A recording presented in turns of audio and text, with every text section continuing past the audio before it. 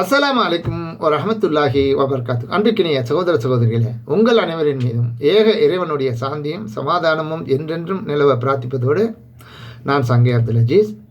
இது நோன்பின் சட்டங்கள் பாகம் 8 சஹர் உணவு சம்பந்தமான ஒரு காணொளி. சிரமமின்றி நோன்பை சமாளிப்பதற்காக பின்னிரவில் உட்கொள்ளப்படும் உணவுக்கு பெயர்தான் சஹர் உணவு என்று மார்க்கம் நமக்கு சொல்கிறது. சஹர் நேரத்தில் இவ்வாறு உணவு உட்கொள்வது கட்டாய கடமை இல்லை என்றாலும் நபிகள் நாயகம் ஸல்லல்லாஹு அலைஹி வஸல்லம் அவர்களால் பெரிதும் ஆர்வமூட்டப்பட்டுள்ளது என்பதை நம்ம தெளிவாக புரிந்து கொள்ளணும். நபி ஸல்லல்லாஹு அலைஹி வஸல்லம் அவங்க சொல்கிறாங்க, நீங்கள் சஹர் நேரத்தில் உண்ணுங்கள், ஏனென்றால் சஹர் நேரம் உணவில் பரக்கத்து, அதாவது புலனுக்கு தெரியாத மறைமுகமான பேரருள் அடங்கி இருக்கிறது என்று நபி ஸல்லல்லாஹு அலைஹி வஸல்லம் சொன்னாங்க. அது நமக்கு அந்த நோன்பு பகல் முழுவதும் அந்த பரக்கத்து நமக்கு அதனுடைய களைப்போ அதனுடைய எந்த ஒரு இதுவும் இல்லாமல் நம்ம சமாளிப்பதற்கு அல்லாஹ் அதன் மூலமாக அந்த சஹர் உணவின் மூலமாக நமக்கு பரக்கத்து செய்வான் என்பது அதனுடைய அர்த்தம். இது புகாரில் 1923வது ஹதீஸாக இடம்பெற்றிருக்கு.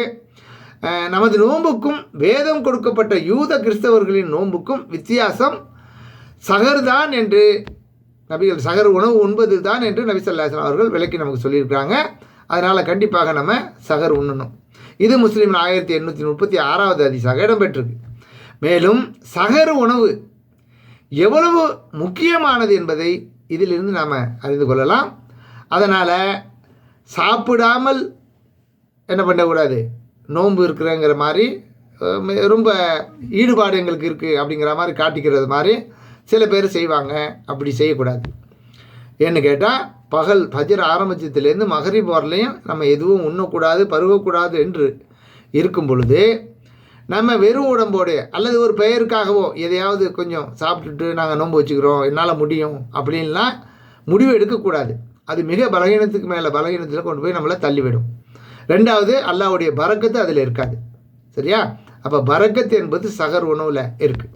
அதில் நம்ம உண்கக்கூடிய அந்த உணவில் என்ன அல்லாஹ் அதை பகல் முழுவதிலும் நோன்பு திறக்கிற வரலையும் நம்ம உடம்புக்கு போதுமான ஒரு நிலையை ஊட்டச்சத்துக்களை அதன் மூலமாக வழங்கி நம்மளை அல்லாஹ்வுடைய பரக்கத்து தான் நம்மளை அந்த மகரிப் வரலையும் நீடிக்க செய்கிறது.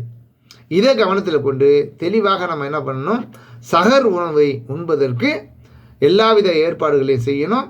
அதற்கான நேரத்தோடு எந்திரிச்சு சமையல்களை செஞ்சு ரெடியாக வைத்திருந்து நல்லா சாப்பிடலாம். எந்த ஒரு குறையும் அதில் கவலைப்பட அவசியமே இல்லை. அந்த சஹர் உணவு தான் பகல் முழுவதும் நம்ம காப்பாற்றணும். ஓகே.